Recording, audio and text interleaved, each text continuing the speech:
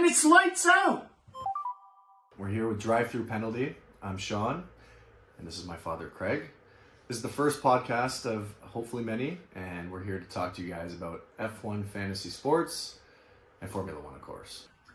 I'm Craig, Papa maybe, in this particular instance. Sean, I was involved in it, but Sean ran a pool last year off the Formula One website. I think most of you are probably familiar with what that is. But the fact that it's on the F1 website kind of gives it legitimizes it. So it's not like we're making up any rules or anything here. So this is just to kind of help anybody that's interested in some, I don't know if we can call ourselves insiders, but you'll get to learn maybe a little bit more about the process. Everything's done, like Craig said, through the Formula One app. That's the best way. You can do it on the website as well. Once you've downloaded it, you've created a username, you have your team registered.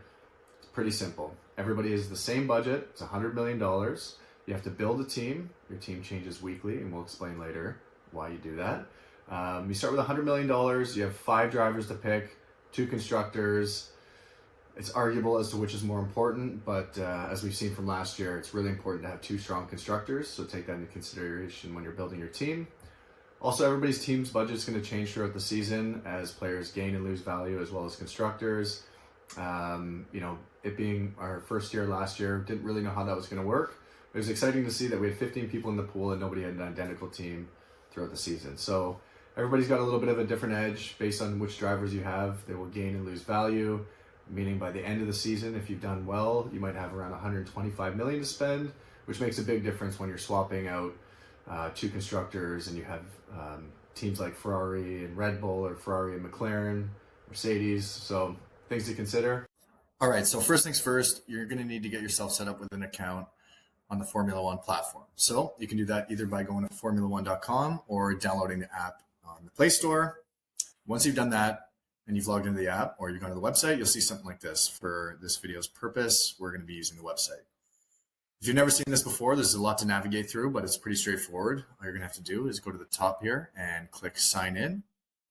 Once you've gone ahead and done that, you're going to come to the sign in page. You probably don't have an account yet. This is your first time playing. So you're going to go down here and hit register with F1. Pretty straightforward. You're going to create an account just like any other website or platform. You're going to put in your title, your first name, your last name, date of birth, country, email address, and password. Pretty straightforward. You can choose whether or not you want to receive any other information. And we're going to hit. So congratulations, you've now registered your account, and you can play Fantasy Formula One. So again, for this video's purpose, I can't actually be logged into my profile to make this video. They don't allow for screen sharing. So let's just say I'm logged in, and here where it says sign in, you would see your new name there pop up. The next thing you're going to want to do is you're going to want to go over to the gaming tab. You're going to want to click that. This will bring you to the gaming page, which you'll see a bunch of different options. You're going to want to go over and click fantasy.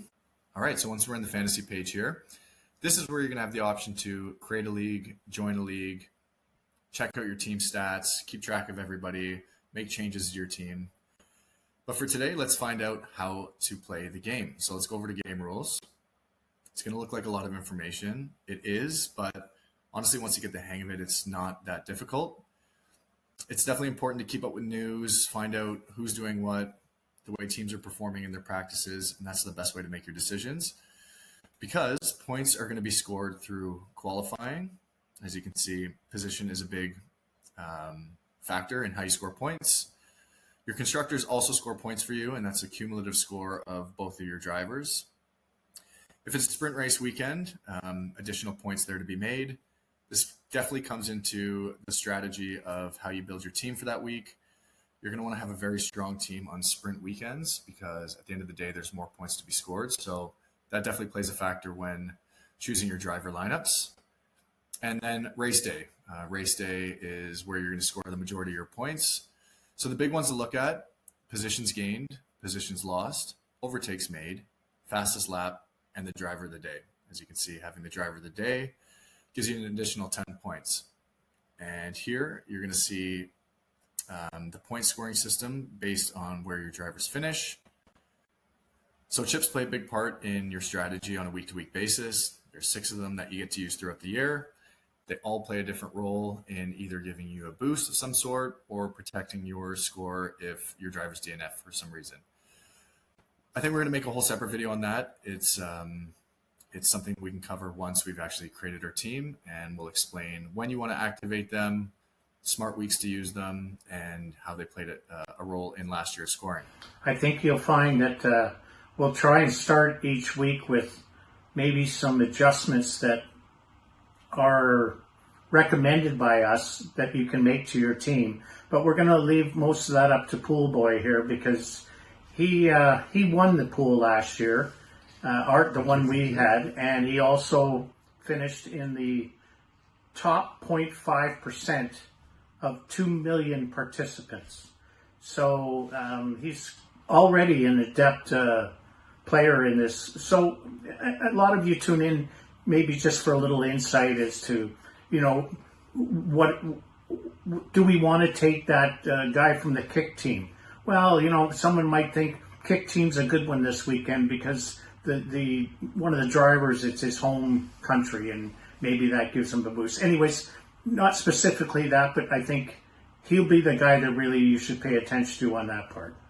Then the next part we're going to do is we're going to take kind of a topic of the week, and we're going to discuss it. And I would guess that the first week is the same one that everybody wants to talk about, and that's Lewis Hamilton going to Ferrari from a business standpoint and everything else. And we'll have our opinions, and our opinions are interesting because I've been watching this for 50 years now. We went to my 50th year anniversary a couple of years ago to Montreal for the Grand Prix. So I've watched it off and on at least for that long. And Sean is a very avid F1 fan. He's got the whole thing in the basement with the cars and everything. So it'll be interesting. And then I think to finish it off, we'll just give you a little history lesson. That's going to be something that maybe I can show you, because I have some very interesting memorabilia from my first decade of going to Formula One races, programs, and some of the drivers I've seen. It's incredible. Anyways, that's what we hope to bring you. And when he said I have a car thing in the basement, I think what he was referring to was a sim rig. I do Formula One racing online, of course. It's pretty cool. I actually have my Ferrari wheel right behind me. So that's a Formula One replica Ferrari wheel. I forget what year that's from, but anyways, I have a lot of fun doing it. I've learned a lot about the sport doing it as well. I've learned track layouts and tire management and strategy and all that stuff. So it's actually been great. But like Craig said, we're going to talk to you about what is arguably the most exciting news at the moment. Certainly for me, Lewis Hamilton going to Ferrari. I'm a Lewis Hamilton fan, always been a Lewis Hamilton fan. This was the greatest news of all time. Although I do really like Carlos Sainz, and I think he was an amazing teammate to Charles Leclerc, I do think Lewis Hamilton's going to bring a ton of new energy to the team, to the Tifosi, to Maranello. I'm really, really excited to see what happens. I think he's going to be a good teammate. I think it's going to get really competitive at times, and Charles might lose his temper a little bit, but I think just having that support from a world champion like Lewis is going to be extremely valuable for the Who team. do you think comes out on top between those two players? I mean, where's the pressure? Is one going to be intimidating to the other? Will Ferrari, because of what they're spending, actually take more interest in the car driven by Lewis Hamilton? I don't know. You're the Ferrari guy. I don't know. Honestly, these are great questions. We'd love to hear what you guys think. If you want to leave us a comment in the section below and let us know who you think is going to come out on top, Charles or Lewis, we'd love to hear it. I don't know. I think just Charles' experience at Ferrari for so long, I think that brings value in itself. He's experienced with the car. They've definitely built it around him, but they have two completely different driving styles. Hamilton's known for a little bit of the later braking, which I think they've recently tuned the car a little bit to work with him. I don't know. It's going to be really close. I'm excited to see. I'd love to say I'd like to see Lewis on top, but I'm a Charles fan too, so. Well, you did mention that, what kind of value he brought to the team, and that brings you to the essence of the business part of the sport. And there was a lot of, oh my God, how could you do that, when they offered Lewis Hamilton, I think it was like 100 million euros or something, and even a piece of the Ferrari franchise. And interesting to note, before Lewis Hamilton signed, the value of Ferrari racing, or actually Ferrari overall, was $10 billion. And the day after they signed, it went up 10%. It's worth $11 billion. So you could have given them 300 million, 400 million. I'd do it every Friday if I could, if I'm going to make $1 billion more. So that, you know, we always think about the drivers, but at the end of the day, it's the owners. It's like every other sport on the planet now. It's about how much money there's actually out there, whether it's TV ratings or, you know, in this particular instance, it's advertising for their brand. Tons of other exciting news in Formula One, of course. One of the big topics right now are all the new rookies on the grid. Tough to say who's going to do the best. We had a little bit of back and forth earlier. I'm really excited to see Ollie Behrman on the grid. I think he had a couple of incredible races last year with Ferrari and Haas. So excited to see him come out. I think he'll definitely do really well. Jack Doohan, Alpine, I feel bad for the guy, if I could be completely honest. I know they've also signed Franco Colapinto, which means, you know, he's sitting there on the bench just kind of waiting for Doohan to make a mistake to take that spot. There's got to be a lot of pressure on Jack, honestly, and do I want to say I feel bad for him? No, he's still got a seat in Formula One, but... Hey, don't forget, you're racing in your basement. Yeah, fair enough. Okay, whatever. Aside from him, we have Kimi Antonelli, the new young Italian driver for Mercedes. We had a couple chances to see him last year on the track, test driving for Mercedes in FP1, I think it was. So he did pretty well. His lap times were really quick. He did have a little fumble and destroy one of the cars before the races, but I think he's got a lot of potential. Mercedes definitely seems to think so. Aside from Kimi, we also have Gabriel Bortoleto, young and upcoming driver. Really excited to see how he does. Not too sure, so we'll find out pretty quickly. And who am I missing? Well, as you can tell, the young guy likes the young drivers. I go, as they used to say on the hockey bus going to junior B games, rookies to the back, rookies to the back. I'm interested to see what happens with a guy like Carlos Sainz. I mean, I think that's, just because of my history in this sport, Williams has always been somewhat important to me. I like the livery. I just, they remind me of the Toronto Maple Leafs, I guess. They're blue and the white. But I'm interested to see what a guy like that can bring to the Williams racing team. In the meantime, though, I was always interested a year ago what Alonso would bring to, the Aston Martin team. And between him and Mr. Stroll, I think it's the car that needs a little bit more work. So you never know until you get going. And before they drop that first checkered flag, you just got to sit and watch. Yeah, really not much we can say other than that. I mean, they brought Newey on board, which is huge. I think they're going to be definitely doing a lot of work on the car. They've improved their facility in England, so exciting to see. Obviously, we can talk about Liam Lawson at Red Bull. A lot of pressure on him as well. We saw what happened to Checo. We saw what happened to Ricardo, all the former drivers in the past. It's obviously been tough. It just depends on if the cars are the same, it really depends on how good the driver is. How do you think Liam's going to do this year? I don't know. I mean, I thought he was good, but I don't know if he's great. And, he is working with a teammate that, if you remember with Checo, he didn't even let Checo pass him to come in second in the overall driver standing 2 years ago when Max was so far ahead. I mean, it's just, it's going to be one of those teammates that you probably don't go hanging out with at night. Okay. As Craig stated earlier, he's got some pretty exciting stuff from the past he'd like to share with us. So, what do you got? So, in 1972, I went to Mosport. I went there with about a couple other buddies. We went, I think, on the Thursday night. We went for the whole weekend. In those days, you get camp and stuff. You still can, but it was a little more primitive in those days. And I was not of legal age, but it was probably my first inauguration with beer and boys' weekends and everything else. And we had an absolute blast. And the whole idea, I was looking earlier today through the various drivers that were in the 1972 Grand Prix at Mosport. And at Mosport, it was the 11th race of a 12-race season. It was the first race ever sponsored by Labatt's. They had just pulled all that sponsorship together. There's the front cover of the program. Let's have a look. That's pretty cool. That's the program from 1972, and you'll see it cost $1. And there's one of the tickets. That one's for the qualifying, I think, and I've got the ticket for the actual race as well. And this was the decals. I have a bag of decals that I collected from Mosport.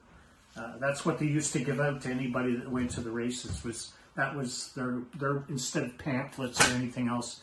That's what they gave. But the interesting thing I was saying earlier is that the drivers were there. Jackie Stewart was the 1971 world champion, and Emerson Fittipaldi ended up as the 1972 world champion, and Jackie Stewart again in 1973. But this race was won by Jackie Stewart, and the two McLarens of Peter Revson and Denny Hulme came second and third respectively. But we also got to see like Nicky Lauda. We got to see Graham Hill. I think there was a lone Canadian that was brought in at the last minute because there was a space. That was Bill Brack. And if anybody's followed Canadian racing, Bill Brack was kind of our only Formula One guy kind of before we got into the Villeneuves. But anyways, I just wanted to show you, that some of the history that I've experienced in the sport, and it's probably just as exciting today as it was then, although I'm a little more mature. Well, this is something that he says to me constantly, and how great the racing used to be back in the day. We'd never been together, so it was pretty cool for us. I went to my first Grand Prix race with my dad in Montreal at the Gilles Villeneuve track, and if you don't like the sport, I would still recommend going to a race. It was unbelievable. Just hearing the cars, the sounds, literally give you goosebumps. It changed everything for me. A new appreciation and love for the sport. It was great. That was my 50th anniversary of 1972. We went in 2022. The cars have changed more than anything. It's if you're a golfer, the equipment, the balls have changed. Certainly in Formula One racing, I don't know which one I prefer. I'm going to say I'm probably more vintage appreciative than I am of the new ones, but that almost applies to anything in the auto industry for me. So the sounds change when they go from V12s to 10s to 8s, turbos, all the stuff that happened over the years. I just find the cars are getting a little big, and it's hard to negotiate places like Monaco and cars that big. And another thing, look at the time what a pit stop used to take like 45 seconds because they had to put gas in too, if you remember. But now it's I don't even know why they come in. Well, one of the things I heard they actually have been talking about this year was making some changes to the Monaco race. For that reason alone, we're talking about potentially adding more pit stops just to change it up a little bit. It's a tight track. The cars are big, and there's not a lot of overtaking. So yeah, excited to see what's going to happen this year. There's going to be a ton of new stuff. I hope you guys tune in every week. We want to bring you more information on fantasy. We're going to give you more information on what's happening weekly. If you want to join our pool, just send us a DM. We'll drop some information down below, some links, and we'd love to see. If you have any questions, let us know. And if you enjoyed this, give us a like, subscribe. We'd really appreciate it. See you soon.